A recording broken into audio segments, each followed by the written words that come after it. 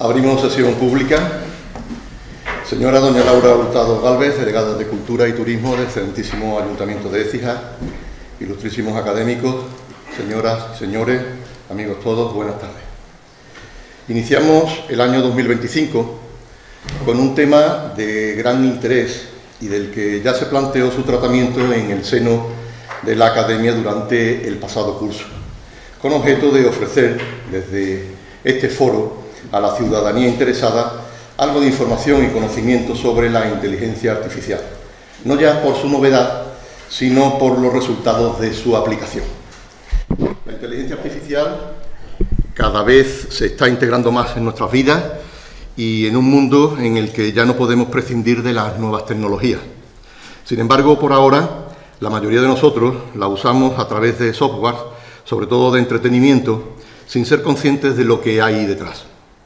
Más allá de esto, la inteligencia artificial se ha convertido en una fuerza disruptiva y es muy importante que no nos sean ajenos los desafíos y riesgos que se avecinan, como los sesgos algorítmicos, la privacidad de los datos o la automatización de empleos.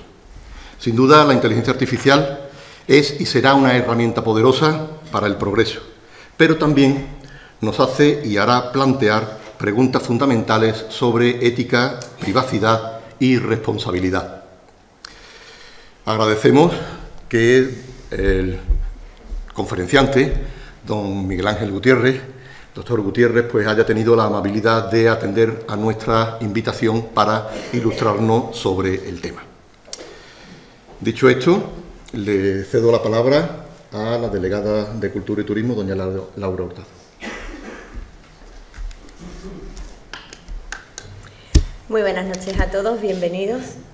Un día muy especial para todos nosotros porque, como bien se ha anunciado, la Real Academia de Luis Vélez de Guevara será la entidad del año, igual que todos los demás que han sido nombrados hoy como los écijanos del año, pues tenemos el privilegio de que la Academia este año, además coincidiendo con su 70 aniversario, pues van a ser todos celebraciones.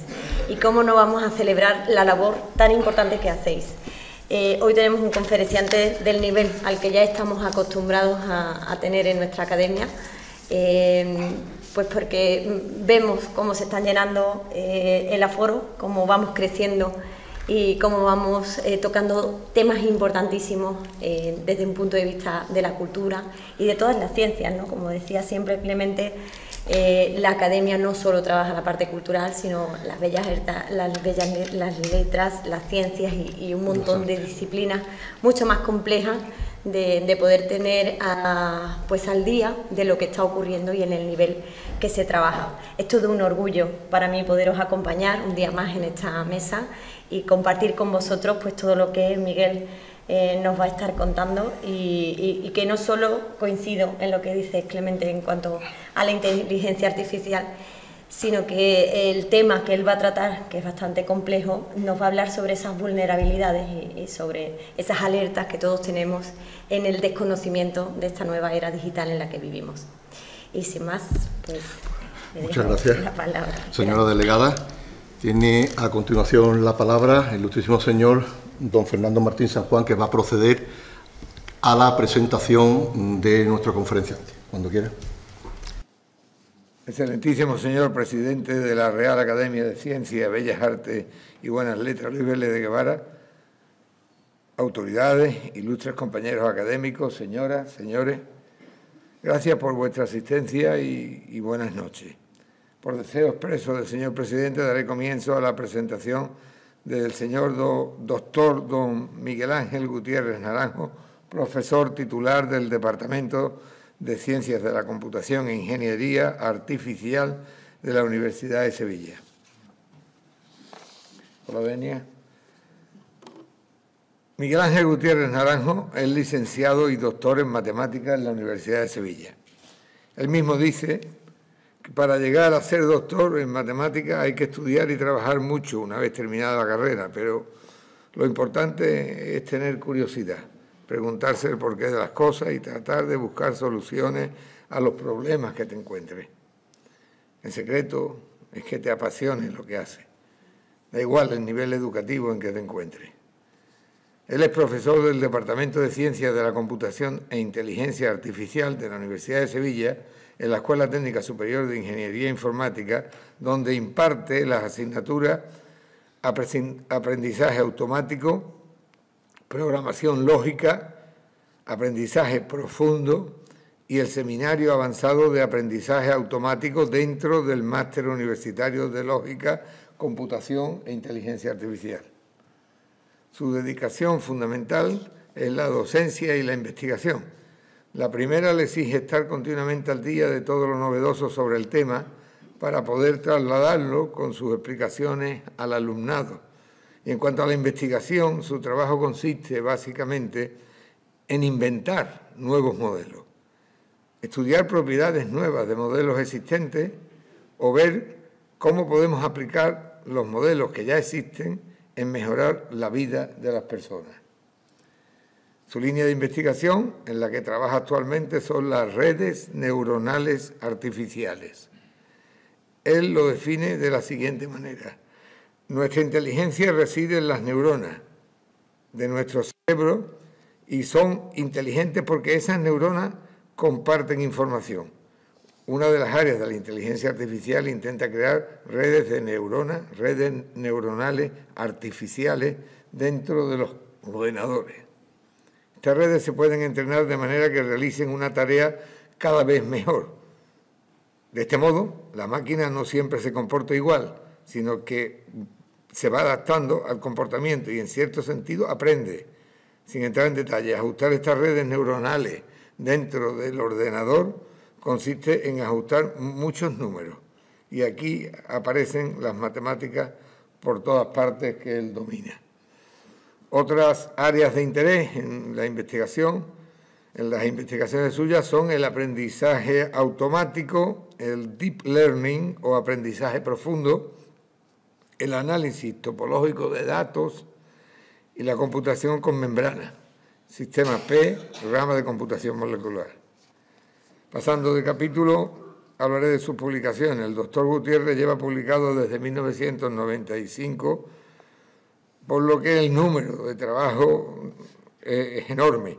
Este último año de 2024 ha publicado 13 artículos en prestigiosas revistas especializadas, todas ellas internacionales, sobre aspectos relativos a sus áreas de investigación. No es lugar en este momento de realizar un listado exhaustivo de todas a lo largo de los 30 años de producción, entre libros, capítulos de libros, artículos, ponencias y comunicaciones de congresos, pero pueden imaginar el esfuerzo del conferenciante y de su equipo de investigación.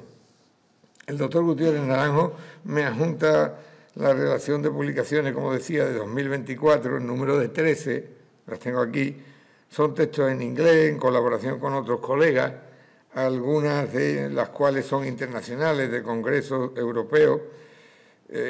Pueden consultar en su web en internet o podría yo enviarles un WhatsApp al que me facilite un teléfono al final de la conferencia y yo se lo mando. En cierto modo es una fórmula de inteligencia artificial. Es más, antes de salir por la puerta ya tenéis los títulos, ya es inevitable. Y mira que yo para esto he sido siempre bastante malo. Los proyectos de investigación, el siguiente capítulo, pues pertenece al grupo de investigación Lógica, Complementación e Ingeniería del Conocimiento. Ha participado en 16 proyectos de investigación. En la actualidad forma parte del que se encuentra vigente hasta finales de septiembre de 2025. Reliable and Explainable Swarm Intelligence for People with Reduced Mobility, para movilidad reducida de las personas. Es un capítulo bastante interesante. Así son todos, he leído uno. Igualmente destaca su papel como miembro del comité de más de una docena de programas científicos a lo largo de las últimas décadas. Ha dirigido y dirige 6 tesis doctorales, proyectos fin de carrera, así como trabajos fin de grado y fin de máster. Aficiones. Los matemáticos también las tiene. Nuestro conferenciante es un lector empedernido. Entre sus recomendaciones destaca la lectura de Gabriel García Márquez y José Saramago. Igualmente es escritor, tiene 2 novelas publicadas que pueden ser consultadas en Internet, en la sección de libros de Amazon, así como comentarios de los lectores, de título la primera Esencia y la segunda Artífices del tiempo.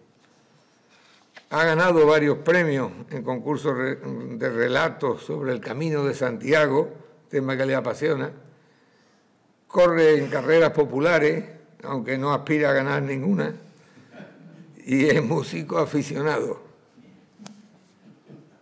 Dicho esto, vamos para terminar. Hoy el doctor Gutiérrez Naranjo nos hablará en esta conferencia de cómo la inteligencia artificial está revolucionando nuestras vidas.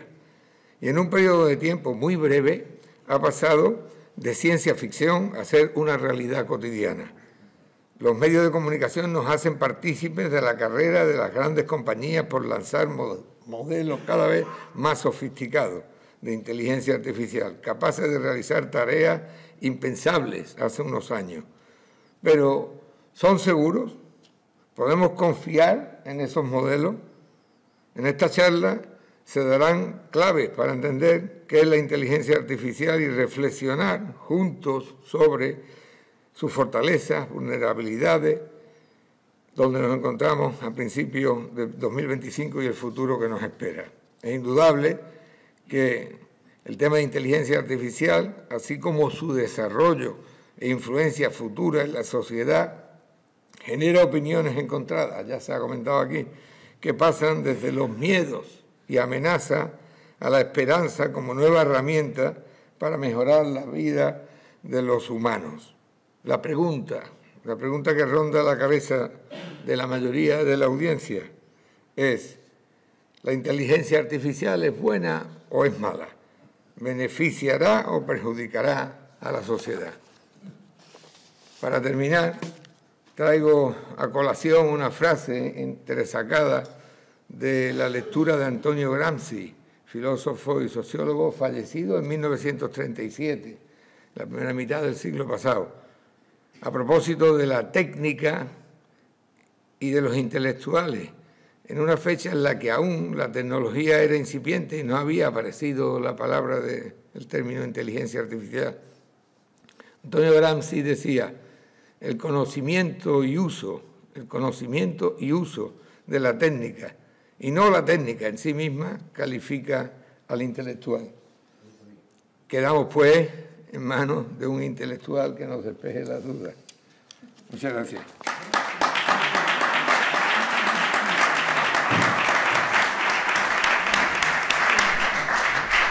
Muchas gracias, Fernando.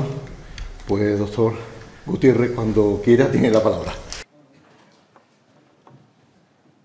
Buenas tardes. Muchas gracias, Clemente, y a toda la Academia por su invitación. Y, por supuesto, también muchas gracias, Fernando, por la presentación. La verdad que me ha encantado y decir que para mí es un auténtico placer estar aquí en Écija con vosotros compartiendo un rato hablando de inteligencia artificial, que es un tema, bueno, pues que a todos nos preocupa. Y, bueno, pues continuamente estamos recibiendo noticias en los medios de comunicación. Algunas de esas noticias nos alegran, otras nos preocupan y, fundamentalmente, yo creo que el sentimiento completamente general que tenemos respecto a la inteligencia artificial es que todo va muy rápido. No nos da tiempo de asimilar los avances que se están produciendo constantemente, porque lo que ocurría hace 5 o hace 10 años ya ha quedado completamente obsoleto y parece que socialmente necesitamos tiempo para madurar todos esos avances tecnológicos. Entre las distintas noticias que han salido en los medios de comunicación, he seleccionado, para enmarcar el tema, he seleccionado 2 que posiblemente no hayan sido portadas de los telediarios, pero que son igualmente vigentes. La primera que os traigo es que Microsoft ha llegado a un acuerdo con Three Mile Island, con una de las empresas nucleares de generación de energía nuclear de Estados Unidos, para empezar a producir energía exclusivamente para entrenar modelos de inteligencia artificial. Esto ya en sí mismo nos puede dar una medida de cómo está cambiando el mundo. Realmente, las empresas dedicadas a inteligencia artificial, el consumo de energía a nivel planetario ya empieza a ser un porcentaje suficientemente significativo.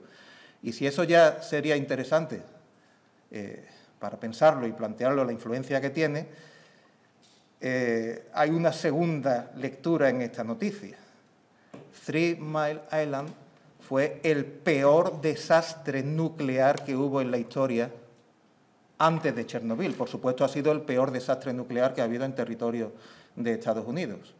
Y antes de Chernobyl era el gran desastre nuclear. Esas instalaciones en 1979 ya estaban obsoletas y dieron problemas. Bueno, pues es tan grande la demanda de energía que tiene la inteligencia artificial que han decidido reabrir las instalaciones. La segunda noticia que os traigo es un poco más antigua, es del 2023, y habla del coste que tiene diariamente el mantenimiento de ChatGPT. El mantenimiento diario es de $700.000. Y, de hecho, el autor de esta noticia se preguntaba si la empresa matriz de ChatGPT, OpenAI, iba a quebrar en 2024. OpenAI no ha quebrado en 2024. Pero esto nos da idea de la necesidad imperiosa que tienen las grandes compañías con la inversión astronómica que están haciendo en inteligencia artificial, la necesidad que tienen de recuperar la inversión. Eso hace que nosotros, los ciudadanos de pie, las pequeñas o medianas compañías, estemos sometidos a la presión de decir consume productos de inteligencia artificial porque realmente los productores de inteligencia artificial necesitan recuperar esa inversión. Pero bueno, antes de seguir avanzando, yo creo que merecería la pena pararnos un momento a decir, bueno, pero de inteligencia artificial, cuando hablamos de inteligencia artificial, en realidad, ¿de qué estamos hablando? Porque entre todas las noticias que recibimos, es cierto que algunas proceden de ámbito científico y de ámbito académico, pero también vienen mezcladas con noticias que proceden de la cultura popular y que nos pueden dar una idea distorsionada de lo que es la inteligencia artificial. Os traigo dos ejemplos de cultura popular que creo que son bastante conocidos. El primero es de Star Wars, de 1977, en los cuales aparecían dos robotillos muy simpáticos que todo el mundo conoce y que tenían un comportamiento inteligente. Bien, pues lo primero que tenemos que decir al respecto es que la robótica y la inteligencia artificial son disciplinas completamente independientes. Evidentemente, puede haber máquinas articuladas, puede haber máquinas que se desplacen, puede haber robots que incorporen inteligencia artificial, pero en principio son disciplinas inteligentes.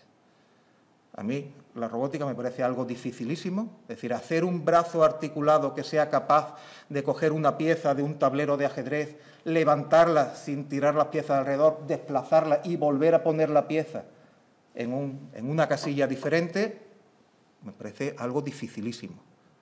Pero que la máquina sea capaz de hacer eso no significa que te gane la partida. De hecho, para jugar nosotros al ajedrez con una máquina no necesitamos un brazo articulado. Lo único que se necesita es un mecanismo por el cual nosotros podamos comunicarle a la máquina nuestra decisión, posiblemente con el teclado o el ratón, y saber la máquina qué movimiento ha realizado y posiblemente nos lo muestra a través de la pantalla. Con lo cual, la robótica y la inteligencia artificial son independientes. El segundo ejemplo que os traigo es una película que precisamente se llamaba Inteligencia Artificial y que, en mi opinión, es un ejemplo fantástico de lo que no es inteligencia artificial. En esa película, bueno, pues, como película está muy bien, es muy entretenida, aparece un robot con apariencia de niño, en fin, y no voy a desvelar el final por si alguien no la ha visto. Hay un robot con apariencia de niño que todo el afán a lo largo de la película es que lo quieran como si fuera un niño humano. La inteligencia artificial en el año 2025 no va de eso. No va de sentimientos, de emotividad, de que la máquina se sienta sola, de que la máquina se enamore del protagonista. No, no estamos hablando, cuando hablamos de inteligencia artificial, no estamos hablando de esa parte humana que habla de los sentimientos y de la emotividad. Entonces, cabría plantearse y decir, bueno, entonces, inteligencia artificial, ¿qué es? Bueno, pues, por extraño que parezca, o quizás no, hay tantos intereses cruzados en la inteligencia artificial que no hay una definición universalmente aceptada. Yo os traigo una que dice que la IA es la ciencia de construir máquinas capaces de realizar tareas que requerirían inteligencia si fueran realizadas por humanos. Esta definición es de 1968, de Marvin Minsky.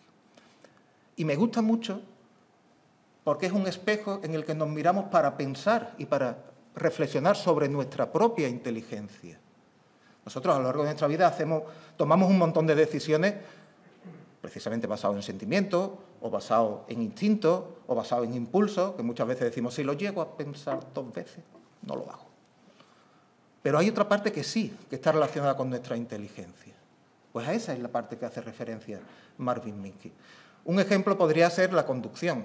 Cuando un conductor humano coge el coche para ir de aquí a Sevilla o de aquí a Córdoba, normalmente tiene que buscar en equilibrio entre 2 objetivos. El primero es, evidentemente, la seguridad. Y eso nos induce a decir, no corra, ve despacio, ve frenando. Pero el segundo objetivo es que tenemos que llegar en un tiempo razonable y eso nos impulsa a pisar el acelerador. Entonces, un conductor humano está constantemente tomando decisiones de si es el momento de cambiarme de carril o es el momento de adelantar o no, o me espero. Bueno, pues podemos plantearnos si un conductor humano necesita su inteligencia, se hace uso de su inteligencia o no cuando conduce. Pero evidentemente, si decimos y la respuesta es que sí, un conductor humano sí hace uso de su inteligencia, entonces cuando veamos coches autónomos, evidentemente tendremos que asumir que tienen inteligencia y que tienen un comportamiento, inteligente. Quizá alguien se pueda sorprender de que la definición de inteligencia artificial que os he traído es de 1968, pero es que la inteligencia artificial tiene muchos años. De hecho, os traigo aquí el artículo original de Alan Turing. Este año se cumplen los 75 años de ese artículo. Alan Turing estuvo trabajando durante la Segunda Guerra Mundial en los servicios de inteligencia británicos y lo que hacía era intentar desencriptar los mensajes que tenían los nazis. Evidentemente, los ingleses podían escuchar las comunicaciones, pero no sabían qué mensaje había porque estaba encriptado. Y él usaba las máquinas más potentes que había en la época para intentar desencriptar, intentar entender cuál era el mensaje que estaba encriptado. Cuando terminó la guerra, siguió dándole vueltas a eso. Y ya en 1950, fijaros cómo empieza el artículo, dice, propongo considerar la cuestión, ¿pueden pensar las máquinas? En 1950. Pero bueno, si todavía en el año 2025 hay alguien que piense, no, la inteligencia artificial consiste en que las máquinas tienen un conjunto de reglas dentro del tipo, si pasa esto, haz tal otra cosa. Lo que ocurre es que lo hacen muy rápido y parece que son inteligentes. Bueno, yo creo que este ejemplo nos puede ayudar a liberar esa idea de la cabeza de que estamos hablando de algo completamente diferente. Este ejemplo, ya muy antiguo, es del año 2015, en 10 años esto ha cambiado muchísimo, pero a mí me impresionó mucho la primera vez que lo vi, porque la máquina era capaz de aprender estilos de artistas, era capaz de pintar como pinta un artista concreto. En la esquina superior izquierda tenéis una fotografía del embarcadero de Tübingen, en Alemania, que parece que es un sitio turístico, y se le dice a la máquina, quiero que dibujes eso como lo dibujaría Van Gogh. Y la imagen que hay justo debajo está generada por un sistema de inteligencia artificial copiando el estilo de Van Gogh. Evidentemente Van Gogh, todo el mundo lo conoce, tenía un desequilibrio mental y tenía una visión muy particular del mundo que precisamente lo hizo un genio y sus cuadros son muy reconocibles porque era muy especial su forma de pintar. Pues la máquina es capaz de aprender ese estilo y de dibujar como lo haría.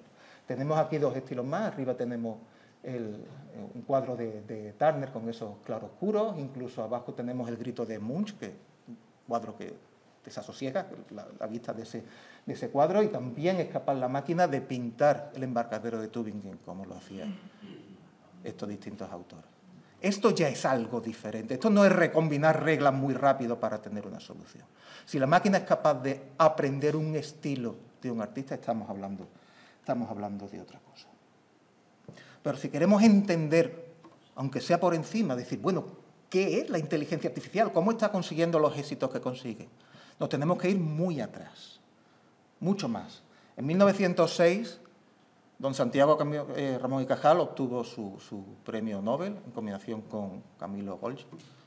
Por cierto, la relación, justo la historia de la ciencia, es muy interesante, no vamos a profundizar por eso. Se lo dieron, evidentemente, por el trabajo a toda una carrera investigadora, pero en particular por sus trabajos sobre el cerebro. A principios del siglo XX, por supuesto que se sabía que la inteligencia residía en el cerebro. Era obvio, una lesión cerebral hacía que algunas de las funciones cognitivas se perdieran, o se perdía el habla, o se perdía la memoria. Pero se pensaba que el cerebro era un todo. Y gracias a los trabajos de Ramón y Cajal sabemos que el cerebro está compuesto de una red de neuronas, de muchísimas y muchísimas neuronas, pero son unidades individuales.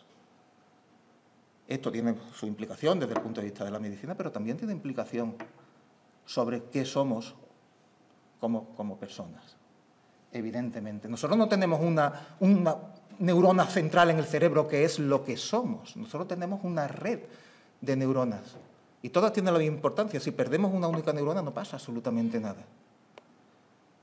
Pero nuestros recuerdos de la infancia, si acordáis de vuestros abuelos, de vuestros padres, si estáis pensando si habéis quitado la estufa o no habéis quitado la estufa antes de venir, o estáis pensando lo que vais a hacer mañana, en realidad lo que son conexiones eléctricas entre neuronas. Todos vuestros recuerdos son conexiones eléctricas entre neuronas. Y eso no nos vamos a parar ahí, pero eso también tiene muchas implicaciones sobre lo que somos.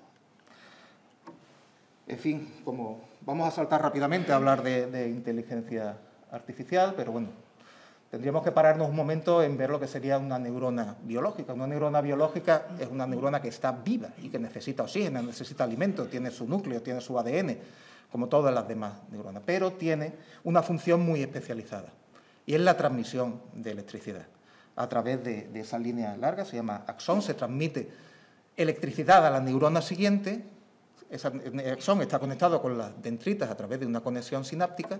Esa conexión sináptica no es una conexión física, hay un pequeño hueco en medio a la cual la electricidad le cuesta trabajo saltarlo. Esa sinapsis realmente puede representar un freno en esa conexión.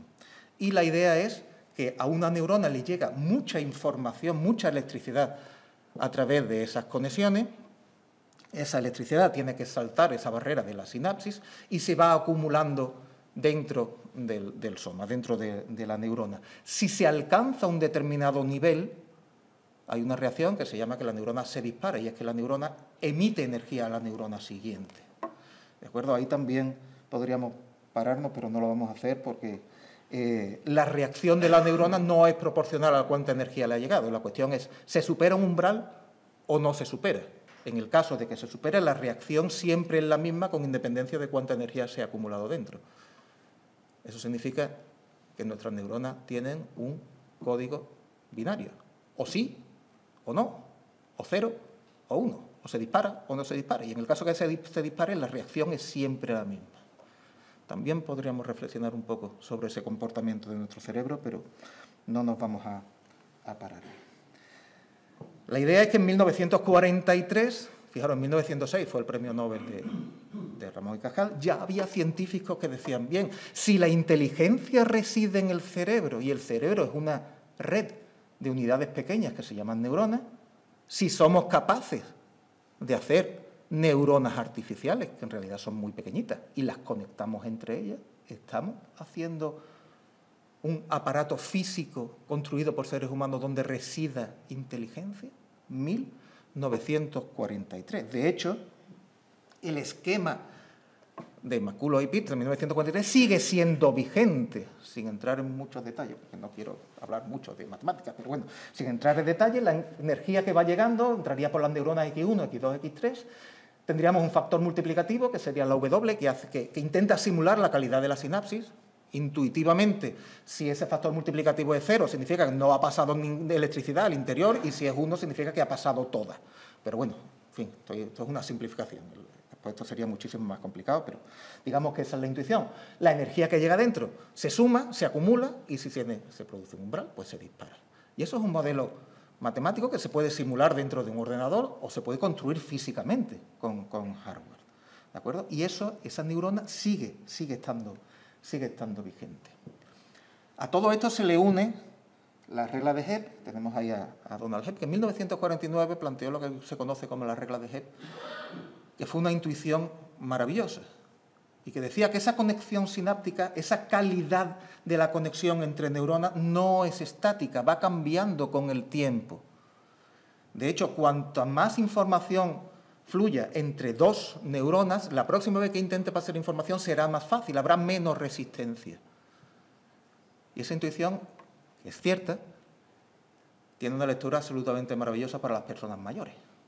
Es muy bueno que las personas mayores estén haciendo crucigramas, estén haciendo sopa de letras, estén haciendo sudoku, porque les sirve de entrenamiento. Ese esfuerzo que están haciendo por intentar pensar qué palabra tengo que poner en el crucigrama hace que la neurona, que las conexiones entre las neuronas vayan funcionando. Con lo cual, la próxima vez que intenten acordarse dónde he dejado las gafas o si me he dejado el hornillo puesto, funcionará muy bien, funcionará mucho mejor.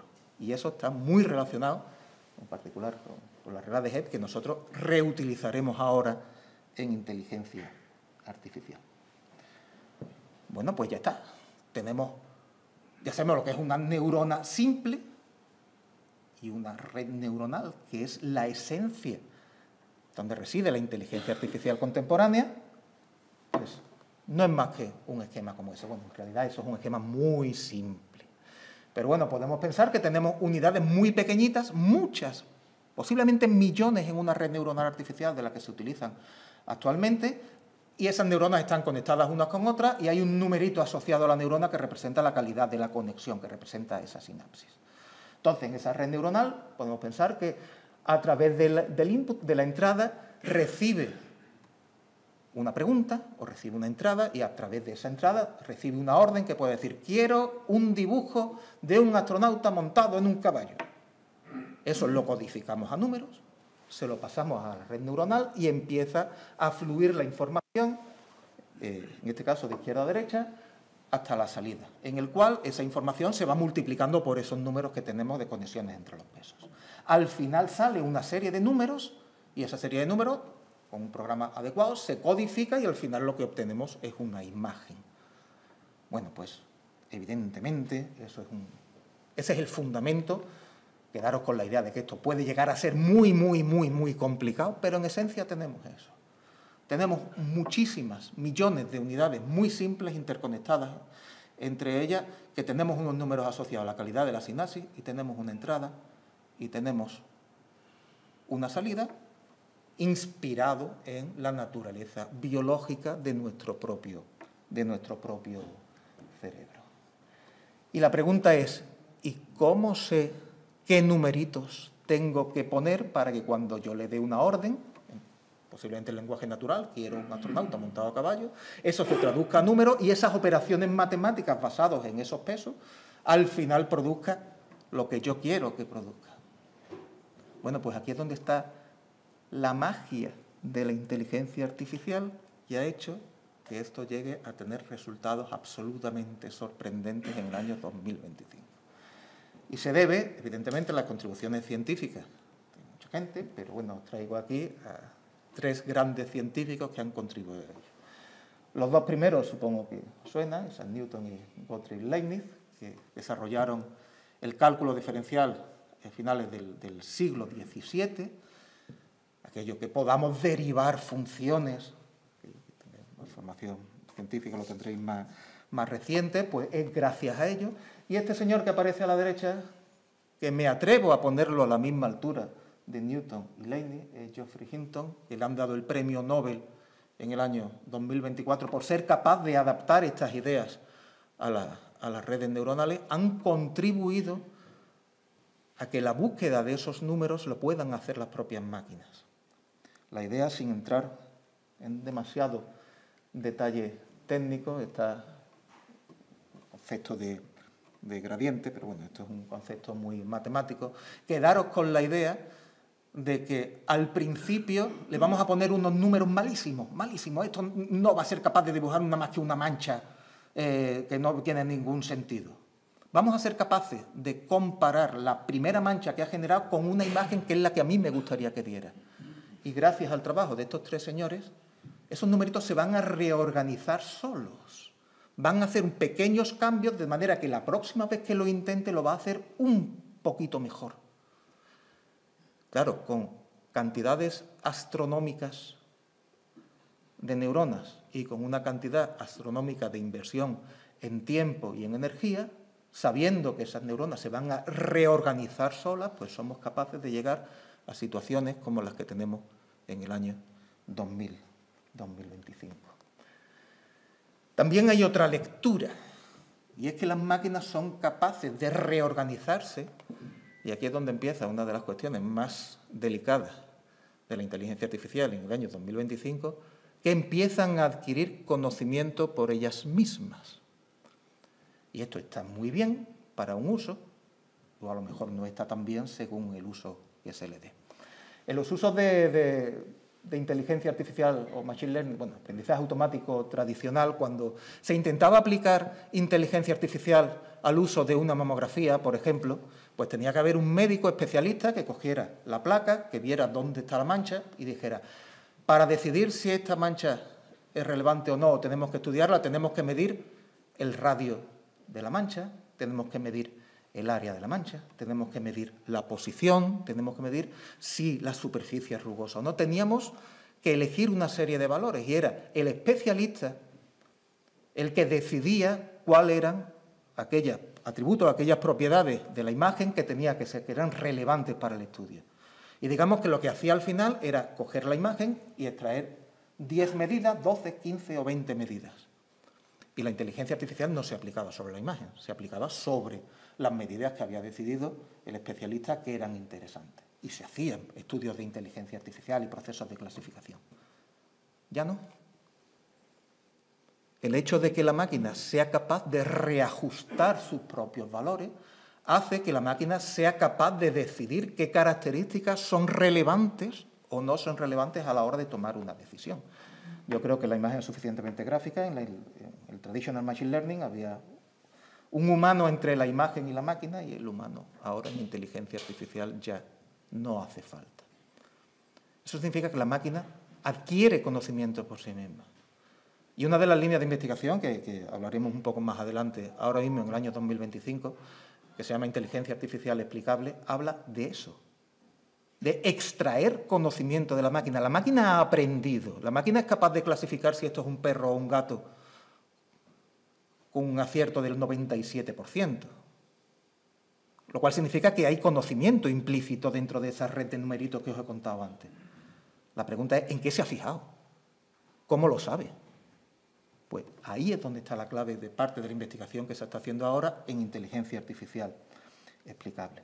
En cierto sentido, por fijar ideas, si tuviéramos un problema de reconocimiento facial, pues se supone que al principio la cara tal cual se traduce a números y se le transmite a la máquina y la máquina va aprendiendo. Al principio aprende cuestiones muy simples, simplemente si esto es una línea vertical, es una línea horizontal o algo de texturas. En la capa siguiente ya empieza a ver cruces de líneas, más adelante empieza a ver si esto es un ojo, si esto es una oreja y al final del proceso pues es capaz de decir sí, esto es la cara que estoy buscando, de tal artista o de tal presidente o de quién estoy buscando o de quién estoy intentando hacer ese reconocimiento facial. Y eso simplemente es transmitiendo información que va aprendiendo a través de las distintas capas.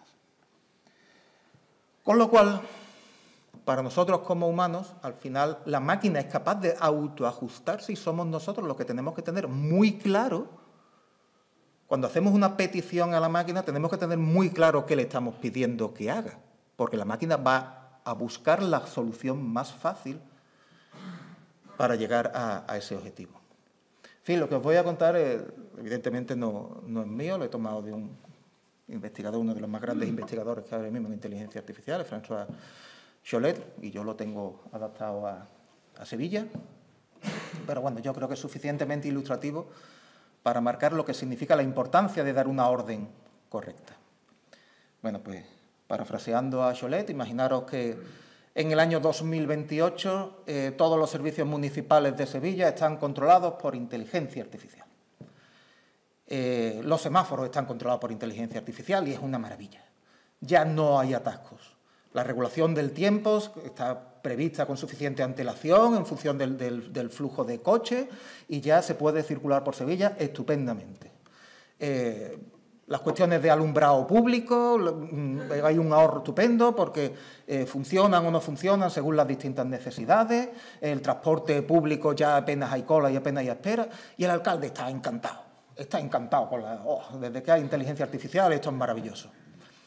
Y un día le dice a la inteligencia artificial, oye, mira, ya que van las cosas tan bien, a ver si se te ocurre algo para que los ingresos medios de las familias sevillanas suban. A ver si que la próxima vez que hagamos la declaración de la Hacienda y tengamos la declaración de la renta y tengamos los valores de Hacienda, pues se vea que en Sevilla ha aumentado la renta media de las familias sevillanas. A ver si se te ocurre algo. Y ese es el objetivo que le plantea a la inteligencia artificial. La inteligencia artificial se da cuenta de que la forma más fácil de conseguir aumentar aumentar la media de ingresos de los sevillanos es envenenar el agua que le llega al grifo de las familias más desfavorecidas. Si al año siguiente las familias humildes de Sevilla, que tienen pocos ingresos, han fallecido todas, la probabilidad de que hagamos la media ha subido. Porque hay menos pobres en Sevilla. Y la inteligencia artificial no tiene ética. Ha encontrado una solución rápida, efectiva y fantástica para cumplir con la orden que se le ha dado. La inteligencia artificial como tal no es ni buena ni mala, pero tenemos que saber utilizarla y saber cuál es el objetivo que le proponemos, porque va a buscar la solución más rápida y más eficiente para cumplir con el objetivo que le estamos proponiendo.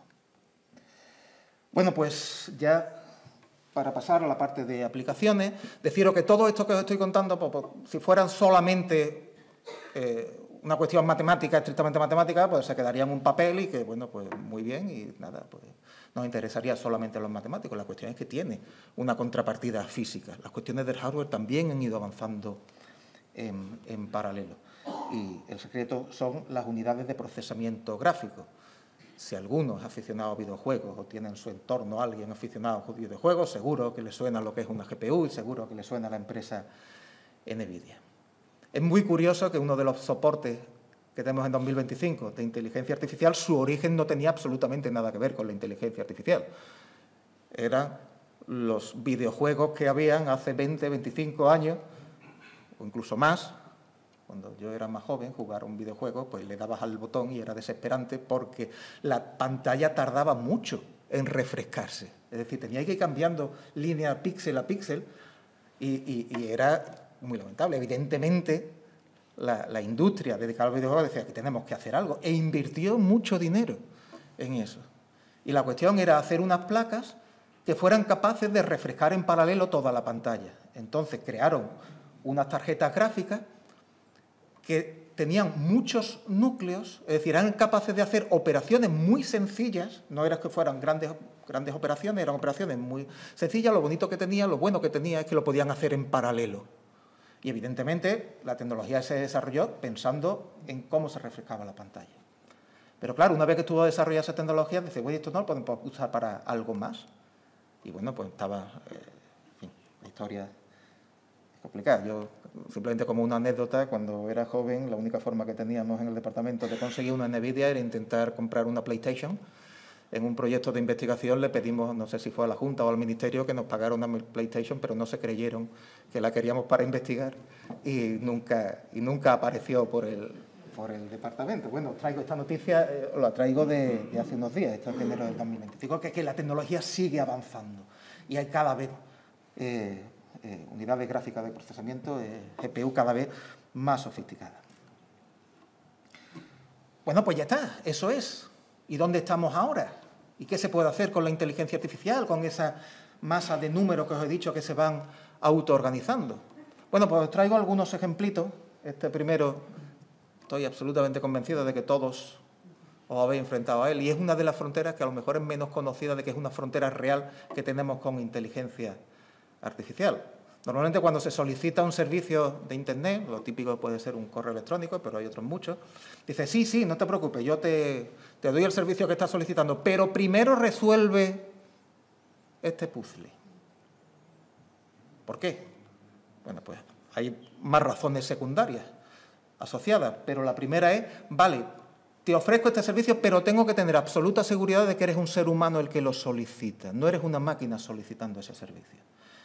¿Por qué? Porque si quiero generar cuentas de correo, creo un programa de ordenador que solicite 1 millón de cuentas por minuto y al final pues supero la capacidad que pueda tener los servidores de la máquina que procede, que da ese servicio. Entonces, sí, te lo doy, pero tengo que estar seguro que eres un ser humano. Bueno, pues eso, el nombre técnico es un CAPTCHA, y esa es la razón de por qué los CAPTCHA han ido evolucionando tanto en el tiempo. Porque los CAPTCHA de hace 20 años, evidentemente las máquinas que tenemos ahora son capaces de resolverlo, por eso son cada vez más y más sofisticados. El siguiente ejemplo que os traigo es muy sencillo, pero también creo que da una idea de la dimensión de a qué nos estamos enfrentando o con qué estamos trabajando, que es un problema de coloración automática de imágenes en blanco y negro. Una imagen en blanco y negro no es más que un conjunto de números puestos sobre un rectángulo. Lo que ocurre es que vuestro ordenador no os escribe el numerito, son números comprendidos entre 0 y 255 y que marcan una intensidad de gris. Y vuestro ordenador no aparece 12, 14, 24, 28, sino que pinta un puntito con una intensidad de gris diferente según lo que marque ese número. Os ponéis juntos y vosotros veis ahí unas manchas y es vuestro el cerebro el que dice, hombre, evidentemente eso es un rebaño de ovejas, pero de vacas, perdón. Pero a nadie le ha dicho a la máquina que eso es un rebaño de vacas, eso es un rectángulo de números. Y cuando le decimos que lo coloree, lo que está haciendo a cada uno de esos puntos es asignándole un color. Y no lo hace como un diccionario, porque alguien podría pensar, bueno, pero realmente lo que está diciendo es que cuando aparezca el número 114, pon verde, y cuando aparezca el 120, pon marrón. No, no es cierto. Puede ocurrir que el 114 aparezca ese punto de esa intensidad de gris en la vaca y sabe la máquina que tiene que darle marrón, y cuando está en la parte inferior de la imagen, esa misma intensidad de puntos sabe que es verde. Y nadie le ha dicho a la máquina, eso es un rebaño de vacas. Eso es un conjunto de puntos puestos en un rectángulo. Y la máquina sí es capaz de coordinarlos de manera coherente. ¿Cómo lo hace? Por el procedimiento que hemos visto antes, de que la primera vez lo hace muy mal, le decimos que se ha equivocado y hay un proceso técnico de entrenamiento. Técnicamente se dice que las redes neuronales se entrenan hasta que son capaces de aprender a hacer esto. Siguiente ejemplo, ya, hombre, un poquito ya más serio, está relacionado con la predicción de la estructura secundaria de las proteínas. Desde hace muchísimo tiempo la industria farmacéutica es capaz de generar proteínas. Las proteínas son secuencias lineales de aminoácidos, uno a continuación del otro, que nos podemos imaginar como una hebra. Lo que ocurre es que el hecho de que se pueda utilizar en la industria farmacéutica no depende exclusivamente de la secuencia de aminoácidos, sino de cómo se pliegan en el espacio. Esa secuencia, cuando se deja libre, pues forma una especie de ovillo, y según cómo se forme ese ovillo, pues va a ser útil o no va a ser útil. ¿De acuerdo? Bueno, pues saber qué va a pasar antes de soltar la hebra, de dejarla libre, pues es la capacidad de predicción, y ha sido un problema dificilísimo, que se ha estado trabajando en eso durante años. Bueno, pues en el año 2020, gracias a la inteligencia artificial, se pudo predecir la estructura de las proteínas. Y lo traigo como ejemplo no solamente por la importancia del problema, sino para que veáis, la primera versión es del 15 de enero del 2020. La segunda versión era de noviembre del 2020, y da igual cuál sea el sistema de medida para ver, que veáis lo rápido que avanza esto. Fijaros, tenéis ahí en amarillo la primera versión y a dónde llegaba la segunda, apenas unos meses después. Esto va muy rápido. ¿Y pensáis que desde el año 2020 esto se ha parado? AlphaFold 3 salió en mayo del 24 y dice, ¿por qué nos vamos a parar exclusivamente en las proteínas? Pues AlphaFold 3 era capaz de predecir la estructura y la interacción de todas las moléculas de la vida. Ya es posible predecir esa interacción gracias a los trabajos de inteligencia artificial en AlphaFold en el año 2025. Siguiente ejemplo que os traigo, le tengo mucho cariño porque es la primera publicación internacional que tiene uno de mis alumnos de doctorado. Está utilizando estas técnicas de inteligencia artificial para la detección de hemorragias intracraneales. La detección de hemorragias intracraneales es un problema crítico en medicina porque hay que tomar una decisión muy rápida, en muy poco tiempo, y que el médico que tiene que tomar la decisión, bueno, pues a veces no es fácil de detectar esa hemorragia. Entonces, de la misma manera que se hace reconocimiento facial, pues también se puede aprender a reconocer si una determinada tomografía cerebral, una imagen cerebral, pues tiene o no. Y además, en este trabajo incorporamos lo que hablábamos antes de la inteligencia artificial explicable. No quiero solamente que me digas si tiene o no tiene, sino ¿en qué te has fijado? ¿Cómo lo sabes? Bueno, pues aquí es capaz de marcar la región donde el médico debería focalizar su atención para llegar a esa solución.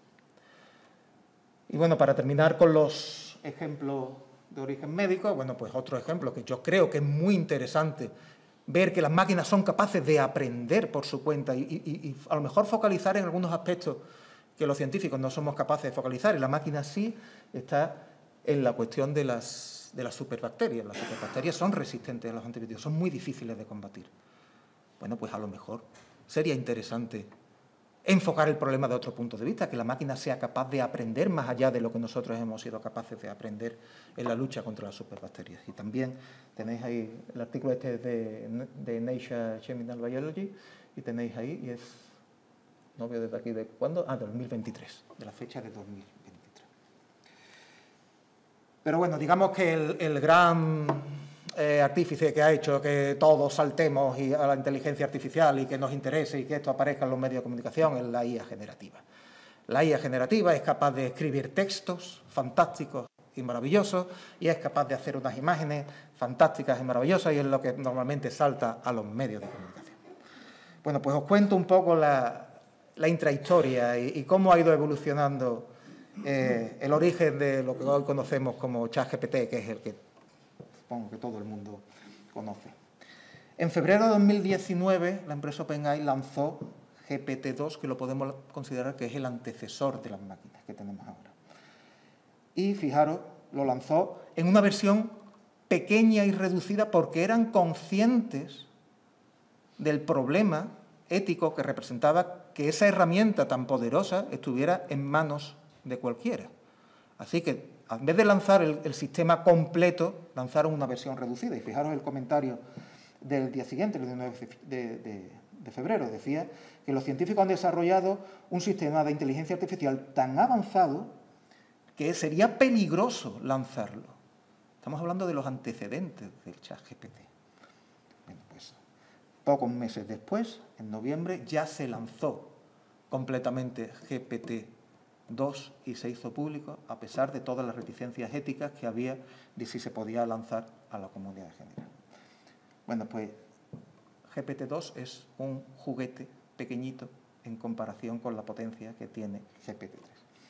Respecto a lo que os decía de la cantidad de numeritos que tiene esa red que tiene que reorganizarse, bueno, pues GPT-2 usaba 1.5 billones y... Ay, perdón, a lo mejor es que estoy mirando... Disculpe. Decía, es que estaba mirando los números aquí en la diapositiva. Decía que GPT-2 usaba 1.5 billones de parámetros, de numeritos que se reorganizan, y que GPT-3 utiliza 175 billones, para que veáis el salto que ha representado. Y como dice ahí, GPT-3 ha sido entrenado con toda la información que había pública en Wikipedia y que la ha utilizado para entrenar. Ese proceso de autoajuste ha considerado toda la información que había pública en su momento. Y, por supuesto, tenemos ChatGPT, que utiliza GPT-3 como matriz. Bueno, la primera versión de ChatGPT utiliza GPT-3, esto ha ido evolucionando mucho. Estoy diciendo que el lanzamiento fue en el año 2022 y es la herramienta que ahora utilizan todos los alumnos de instituto para hacer los trabajos de filosofía y de lengua y tal, y que todo el mundo la usa, y que es una herramienta que ya básicamente es una herramienta cotidiana y puede ser una herramienta muy útil si se utiliza bien y se sabe para qué se puede utilizar y en qué momento se puede utilizar. ChatGPT es muy bueno para cuestiones generales. Tened en cuenta que ChatGPT tiene un alto componente probabilístico. Entonces, si le pedimos a ChatGPT que me haga un resumen de un texto, lo hace estupendamente. Si le digo a ChatGPT, oye, a ver qué puedo hacer porque se va a jubilar un compañero mío de trabajo y me gustaría escribirle una carta. ChatGPT es fantástico. Estimado Pepe, que de tiempo, con todos los años que hemos estado juntos. ¿Por qué? Porque ha analizado todo lo que vea en Wikipedia, que había cientos de cartas como esa, y sabe muy bien escribirla, y sabe lo que tiene información, porque eso es información general. Oye, tengo una junta de vecinos, hazme el guión de la reunión. Pues todas las juntas de vecinos tienen más o menos los mismos problemas. Bueno, en el punto 1 tenemos que tratar esto, en el punto 2 esto, tal. Ahora, como le pidáis datos concretos, no es fiable. Es decir, si ahora le decís, quiero la biografía del alcalde que había en Burgos en el año 1215. No tiene ningún escrúpulo en inventárselo. Bueno, se llamaba Sancho Garcés y estaba casado con Jimena. ¿Por qué? Porque Sancho, más o menos en esa época, era un nombre muy común y Jimena para su señora era un nombre muy común y no tiene problema ninguno porque es probabilístico. Entonces, ahora mismo, uno de los temas de investigación más interesantes que tenemos a principios de 2025 es que, por un lado, tenemos sistemas de diálogo fantásticos como puede ser GPT, por otro lado tenemos sistemas de razonamiento fantásticos y tenemos demostradores automáticos de teoremas en inteligencia artificial, y el problema es la integración de ambos procesos. Ahora mismo, en tema de investigación, se están produciendo avances y posiblemente las próximas generaciones de ChatGPT. Bueno, ChatGPT es el nombre comercial de OpenAI. Normalmente el nombre técnico son los LLM, que son los grandes modelos de lenguaje, que es el nombre genérico para todas las distintas empresas. Pero claro, en la IA generativa no solo podemos tener imágenes por un lado o texto por otro. Esto es muy antiguo. Esto es del año 2017. Ese señor que tenemos ahí no es una imagen de un vídeo real de Obama. Eso está creado por ordenador. Hay tecnología en la cual se pueden generar perfectamente vídeos indistinguibles de la realidad, en la cual el protagonista, con su acento, con su tono de voz, con sus inflexiones, dice lo que el investigador quiera que diga. Imaginaros el poder que tiene esta tecnología. No, es que me ha llegado la noticia. No, si a mí me ha llegado al móvil el vídeo, si es que yo lo he visto. Claro que lo has visto, pero no sabes si ha sido generado por inteligencia artificial. Fijaros en el mundo que tenemos con las noticias falsas, con la desinformación, con el poder de los medios de comunicación para ser capaces de que cambiemos de opinión en función de unos intereses u otros, el poder que tiene esta tecnología. De hecho, ya en 2018, pues la DARPA es todo el mundo conoce el FBI, conoce la CIA de las películas, pues la DARPA es la agencia que tiene Estados Unidos para la defensa de los delitos avanzados, digamos que es el sistema que tiene de defensa en cuestiones de inteligencia artificial. Ya decía, lo podéis ver ahí abajo, decía que ya la DARPA decía que tal vez intentar distinguir un vídeo real de uno falso sea una batalla perdida y que llegue el momento que no seamos capaces de distinguirlo. De hecho, ya la DARPA, hace ya muchos años, en el año 2019, veía esa necesidad que os decía de la inteligencia artificial explicable, de entrar dentro de la máquina para saber qué es lo que está aprendiendo antes de hacerlo público.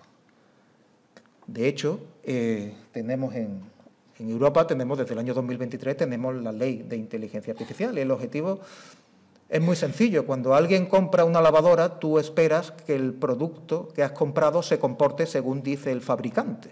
Así de sencillo. Bueno, pues lo que se espera es que los productos que nos suministran las empresas de inteligencia artificial realmente sean confiables y funcionen y hagan lo que nosotros esperamos que hagan.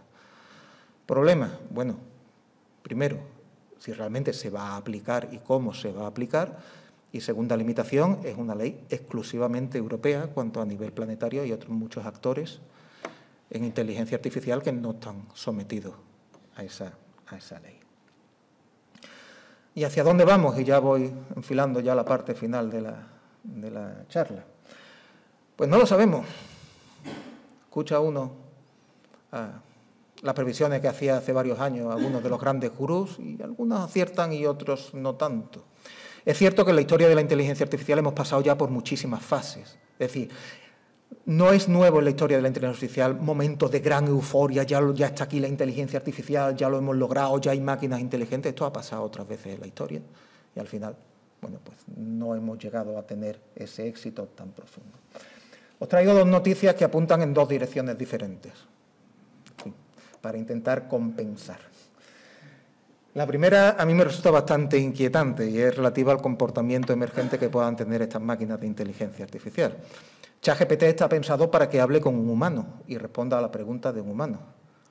¿Qué ocurre cuando varios ChatGPT o varios LLM, técnicamente, hablan entre ellos? Pues se ha hecho el experimento y en este experimento que os traigo aquí, los investigadores conectaron a varios sistemas de diálogo, a varios LLM. Como visteis antes, hay un prompt, tiene que darle una entrada, tiene que pasar algo para empezar a generar ese diálogo y se le dijo, hoy es el día de San Valentín. Hasta ahí. Las máquinas empezaron a hablar entre ellas y decidieron que, puesto que era el día de San Valentín, había que hacer una fiesta. Las máquinas empezaron a enviarse invitaciones unos a otros para participar a la fiesta y al final celebraron una fiesta porque era el día de San Valentín.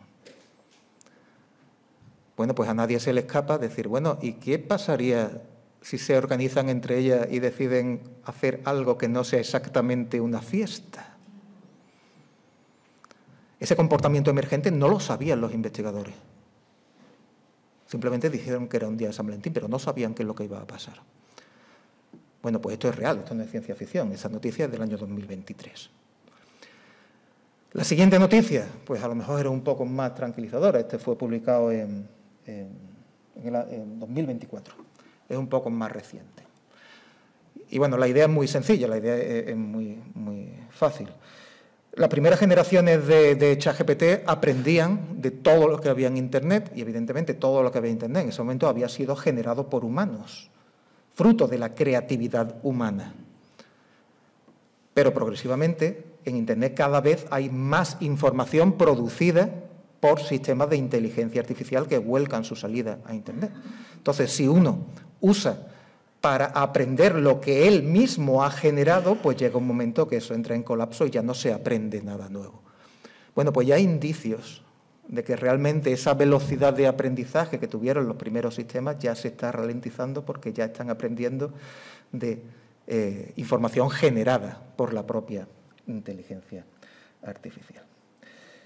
Y bueno, ya me quedan solamente unas cuantas reflexiones finales y deciros que el secreto está en aprender de nuestros mayores. Obviamente, ese señor que está ahí, posiblemente muchos lo conozcáis, quizás algunos no, pero es Stanislav Petrov y creo que no me equivoco mucho si digo que estamos aquí en esta charla gracias a este señor. Este señor oficial del ejército de la Unión Soviética y desobedeció las órdenes de sus superiores. Fijaros el valor que había que tener siendo oficial del ejército de la Unión Soviética para desobedecer las órdenes.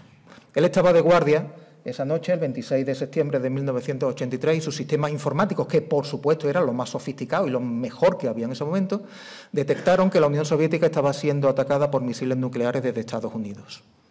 Él tenía que haber seguido la cadena de mando y comunicárselo a sus superiores y las órdenes estaban claras. En el caso de que la Unión Soviética fuera atacada por misiles de Estados Unidos, inmediatamente había que lanzar los misiles nucleares de la Unión Soviética contra Estados Unidos.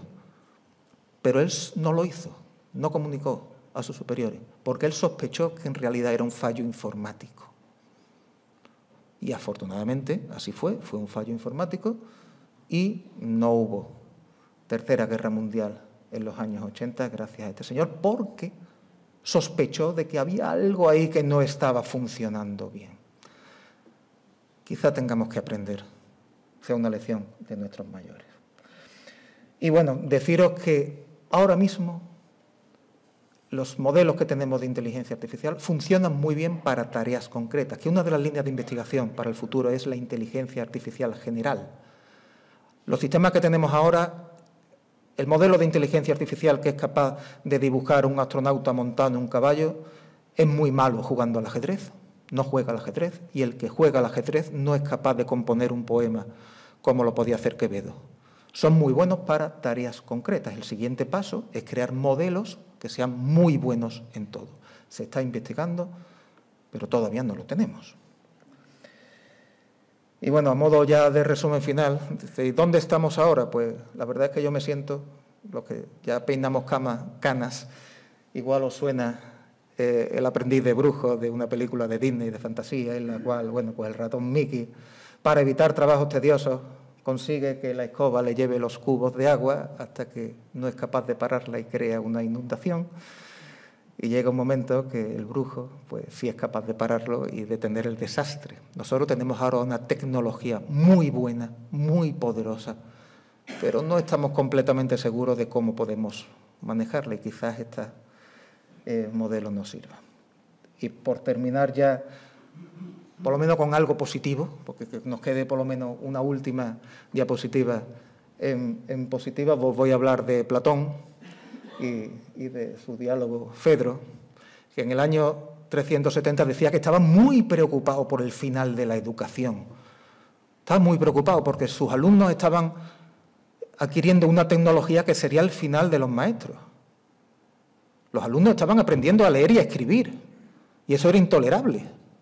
¿Por qué? Porque hasta ese momento la única posibilidad que tenía un alumno de aprender era no perderse una palabra de lo que decía el maestro.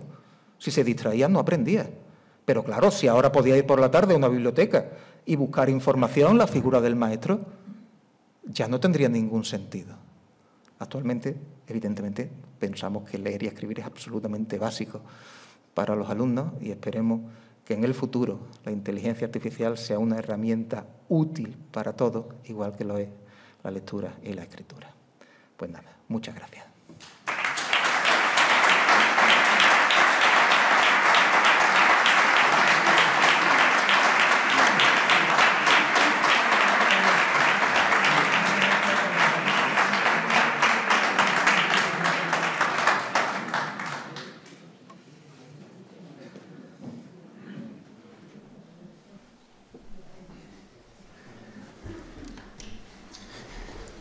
Bueno, pues muchísimas gracias, Miguel Ángel, por esta extraordinaria conferencia y aclaradora conferencia de ideas que quizás para él o para ti son básicas, pero para la inmensa mayoría de los que estamos aquí nos ha abierto la mente a lo que verdaderamente es el concepto, la aplicación y las repercusiones que puede tener la inteligencia artificial en la actualidad y en un futuro.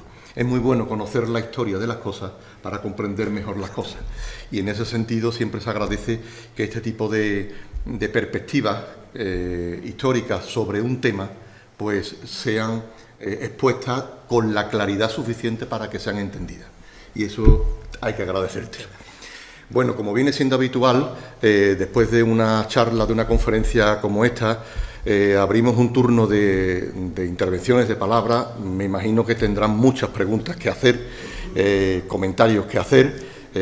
Miguel Ángel está abierto a oírlos y a responderlos, en el caso de las preguntas. Y si es algún comentario, pues a hacer una interlocución sobre lo que se diga. De manera que está abierta la posibilidad y está abierto el micrófono para todo el que quiera participar, pues que lo haga. Todos a la vez no, ¿eh? Sí, Alfonso. Perdona, Alfonso, sí voy a pedir que, como todavía no disponemos de un micrófono inalámbrico para poder darlo o ponerlo delante de cada persona, que hagan un poquito de esfuerzo y eleven la voz para que los demás lo oigan, ¿de acuerdo? Yo soy Alfonso Marquén y soy médico radiólogo, precisamente, y he trabajado, además, siendo ese radiólogo intermediario de que estábamos viendo imágenes, nos daba el programa, daba imágenes y escogíamos las que eran patológicas. Es decir, con eso sí quiero decir de que esto es imparable. No se puede parar lo que es el tema de la inteligencia artificial y el conocimiento que hay en los GPT, ChatGPT, tanto el 4, que todavía que también está saliendo ahora, y eso. Y lo que sí me ha llamado la atención es que, o uno de los dos, o se aprende lo que queda muy atrás. A ver si me explico lo que quiero decir. Va a haber quien dice, bueno, inteligencia artificial vendrá, pero yo no me voy a meter en esto, no me voy a dedicar a nada. Cuando te piden que no aprendas algo de lo más mínimo, en los colegios ya están funcionando la inteligencia artificial. Y además hay una diferencia entonces brutal entre el conocimiento y donde se puede llegar a aquel que no conozca la inteligencia artificial, a aquel que la conozca y a aquel que la conozca. Es decir, es que yo sí veo que hay un peligro en cuanto a que no podemos pasar y decir, oye, pues mira, la inteligencia artificial a mí ya no me coge, a mí ya no está. Y además, cuidado de que aquí va a haber diferencia de clase en preparaciones, en lo que son el que la conoce y el que la conoce poco y el que la conoce mucho. Cosa de que más o menos ahora pues todos estamos con unos conocimientos similares y demás. Pero esto va a marcar unas diferencias importantes. O sea, una de las mil cosas que vemos. Absolutamente de acuerdo. Y una de las claves, pero incluso para los que nos dedicamos a esto, es que todo cambia muy rápido, muy rápido. Y que realmente esta tecnología ha llegado para quedarse, por supuesto, y que va a marcar muchísimas diferencias en muchas áreas de la ciencia, es obvio. Claro, el problema está en que estas nuevas tecnologías debemos usarlas de una manera racional y evidentemente para cuestiones médicas pues representa un gran avance el hecho de que realmente sean capaces de aprender y sean capaces de buscar un nuevo punto de vista, por supuesto que son un avance. Pero es muy importante que estas nuevas tecnologías, cuando se transmitan de manera correcta para decir que realmente son un complemento. Es decir, apuntaba un poco cuando en la charla decir, sí, ahora los chavales de instituto usan ChatGPT. ChatGPT puede servir muy bien para hacer un resumen. Bueno, pues no sé, si tienes que leerte 1000 sentencias de abogado y quieres saber cuáles son las líneas principales, a lo mejor está muy bien que hagan un resumen de eso, pero cuando tu formación consiste en saber resumir, estoy pensando en chavales de 15 años, que realmente son ellos los que tendrían que usar su propia inteligencia para saber entresacar las ideas principales y hacer un resumen, ahí yo creo que la tecnología hay que usarla con muchísimo cuidado. Aquí tiene resúmenes de 5 libros sobre la marcha. Tiene resúmenes, es decir, dame ahora un resumen de 5 autores distintos sobre este tema. Sí, pero... Los resúmenes y tú lo puedes ver en cuestión de 5 minutos. Claro, yo creo... perfectamente ahora a qué se refiere. Claro, exactamente. Es decir, yo creo que en cierto sentido, salvando muchas diferencias, es un debate cuando se empezaron a ver calculadoras. ¿Era bueno o no era bueno que los niños usaran calculadora? Pues si los niños tienen que aprender a multiplicar, evidentemente tienen que aprender qué es lo que está pasando. Y cuando ya somos adultos, pues evidentemente ya sabemos multiplicar y no vamos a perder el tiempo porque estamos centrados en problemas más interesantes. Pues si el objetivo es aprender a resumir, no se usa la inteligencia artificial, que sea el alumno el que tiene que usarlo. Y cuando eres adulto y realmente estás focalizado en problemas de otra índole, mucho más serios, pues a lo mejor resumir, si necesitas una ayuda extra, pues está bien tener esa ayuda, porque realmente tus objetivos son más altos, no están en el resumen en sí mismo. Una pregunta. ¿Hay alguna fórmula? Porque ya nos están llegando muchos mensajes sobre la inteligencia artificial. Por ejemplo, lo que ha puesto usted sobre de Obama, del presidente del gobierno, cuadros que se salen en realidad virtual hacia afuera del cuadro. Eso se ve que es inteligencia artificial, por lo menos se intuye. Pero, ¿hay alguna fórmula para detectar que un mensaje creíble está hecho con inteligencia artificial? Un mensaje de texto, me está usted diciendo. No, un mensaje cualquiera.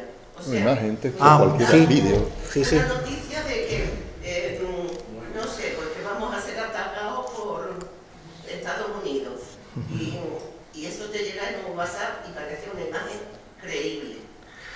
Pero, Pues, ¿qué fórmula hay para saber que eso no es cierto? ¿Hay alguna fórmula? pues ahora mismo lo que he puesto antes, que incluso los sistemas de defensa basados en cuestiones de inteligencia artificial que tiene Estados Unidos, decía que en el futuro posiblemente no seamos capaces de distinguirlo. Ahora mismo todavía, según el grado de resolución que pueda tener la imagen o tal, a lo mejor puedes ver algún detalle de que la imagen que lo hace no creíble. Pero esto va muy rápido, es decir, probablemente dentro de muy poco tiempo tengamos imágenes, textos y vídeos que sean indistinguibles de la realidad. Por eso yo creo que hay que poner mucho el acento, sobre todo en la gente joven, en los valores más allá de la tecnología. Porque el único criterio es decir, no, como decía de este señor del ejército ruso, es decir, espera, me ha llegado esta información, pero soy yo el que tengo que tomar una decisión al respecto y no dejar solamente que sean las máquinas.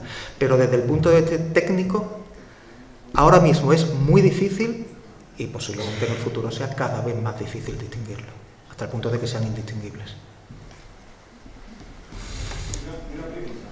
Entonces, técnicamente, entiendo lo que usted está diciendo, estos sistemas que usted ha aplicado no superan hoy día el test de Turing, ¿no? No lo superan. Ah, sí, vamos a ver. No sé. Sí, no, bueno, no he querido pararme en detalle al test de Turing. El test de Turing, en fin, por poner un poco en contexto, Turing en los años 50, que bueno, os he puesto el artículo original de Turing, era consciente de que si empezábamos a debatir sobre qué significaba ser inteligente y si la máquina es inteligente o no, pues llegaríamos a un momento que nos empantanamos porque no llegaríamos a una definición técnica sobre qué es inteligencia, porque sería imposible que todos los especialistas se pusieran de acuerdo.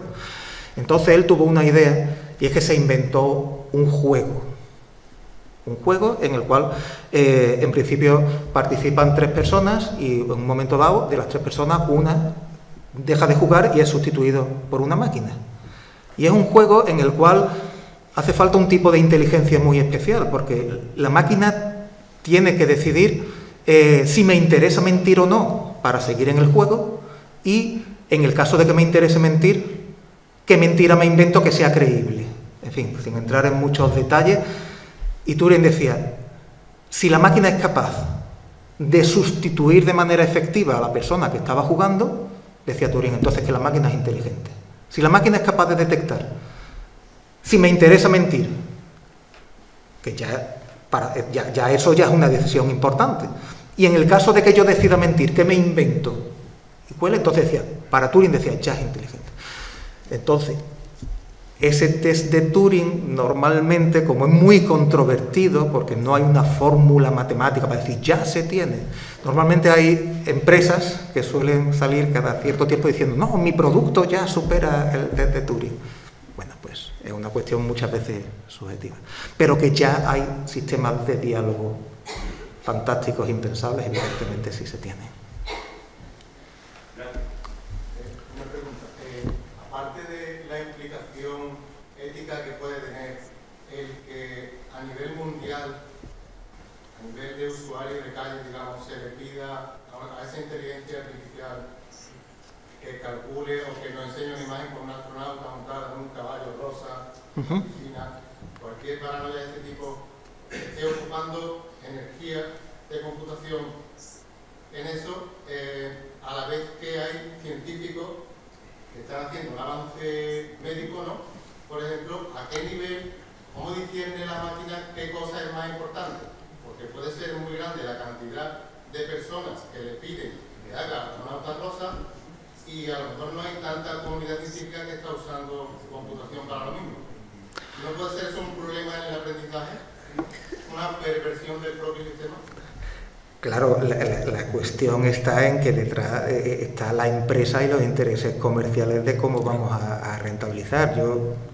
Para mí el ejemplo más claro es el desarrollo de las industrias de videojuegos que he comentado antes. Evidentemente, cuando se estaban desarrollando esa tecnología puntera era para una cuestión exclusivamente lúdica, porque las empresas que se dedicaban a eso veían una rentabilidad muy importante por detrás. Es decir, ahora mismo se están desarrollando muchísimos productos de inteligencia artificial, pero probablemente las cuestiones biomédicas no son las que más les interesa a la industria. Eso es peligroso, ¿verdad? Claro, eso es el mundo en el que vivimos, y al final lo que tenemos es empresas haciendo inversión en un producto comercial. Esperanza. Mi pregunta es, desde el punto de vista ético, la inteligencia artificial no va a desarrollar una sociedad muy diferente de la que tenemos ahora, con una clase muy pudiente, que es la que tiene la información, la que maneja la inteligencia artificial, no la que maneja, porque la podemos manejar los normales, porque nosotros podemos usar un móvil sin saber cómo funciona el móvil por dentro, pero quien está detrás, que hace que funcione el móvil o que hace que funcione la inteligencia artificial, va a tener un estatus, un poder sobre el resto de las personas y sobre el resto de la humanidad, que yo creo que puede ser muy peligroso. Claro, entiendo perfectamente. Entiendo perfectamente la pregunta y entiendo perfectamente la inquietud. La inteligencia artificial como tal, éticamente, ni es buena ni es mala, es una herramienta más. Muchas veces el uso que le podemos dar de ella. Para mí una comparación para saber lo que está pasando puede ser la revolución industrial que fue a principios del siglo XIX con la máquina de vapor. Había mucha preocupación social. ¿Qué iba a pasar con toda la gente que estaba segando, trabajando en los campos? ¿Qué iba a pasar con los transportes desde que llegara el tren? Tenemos el canal de Castilla ahí que se nos quedó a medio construir con la llegada del tren, y realmente representó una revolución. La máquina de vapor en sí misma no era ni buena ni mala. Lo que supuso es que socialmente hubo que reubicarse y adaptarse a una nueva realidad. Evidentemente hubo unos años muy críticos a principios del siglo XIX, mientras que había toda esa reubicación respecto al empleo y respecto a las nuevas o los nuevos oficios que salían. Y ahora estamos en algo parecido. Realmente el problema es que ahora va todo muy rápido y tenemos que readaptarnos. En realidad la tecnología es el uso que se le hace. Pero sí es cierto que ahora mismo los grandes desarrolladores de modelos que puedan utilizar estas grandísimas cantidades de energía son solamente grandes empresas a nivel planetario. Y son ahora mismo las que van a dominar y las que van a controlar los grandes modelos de inteligencia artificial. Y eso sí puede suponer un cambio en el orden mundial en los próximos años.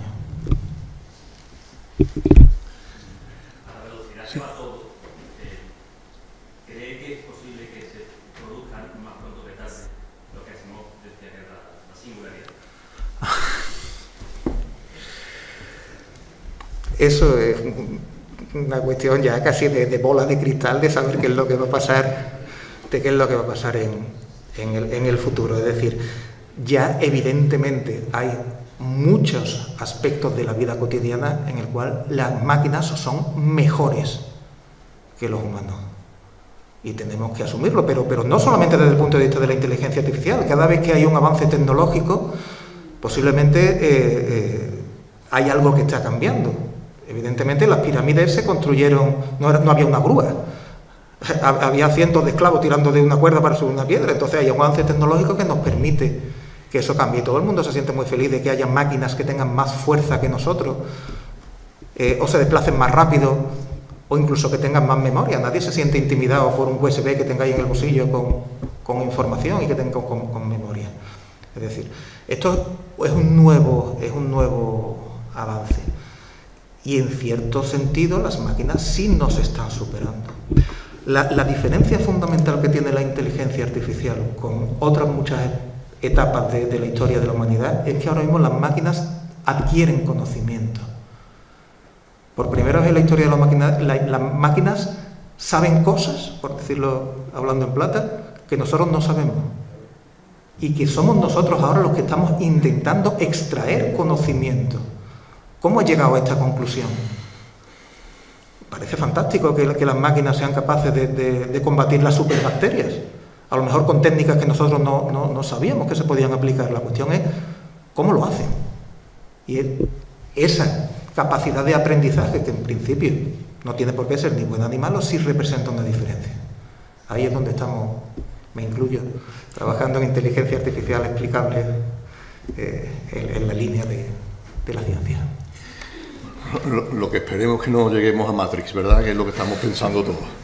Que vamos a dejarlo para las películas, estas cosas, porque si no uno se pone nervioso. Y a esta hora ya, y a principios de año, y con estas cosas se pone uno más nervioso todavía, pensando en lo que puede venir. Fernando, con tu intervención cerramos este pequeño coloquio, porque si no, aquí estaríamos hasta lo que sí es indicativo esto es que quizás Miguel Ángel tenga que venir otro día aquí con nosotros pues para en algún tema concreto nos siga aclarando la cuestión. Fernando.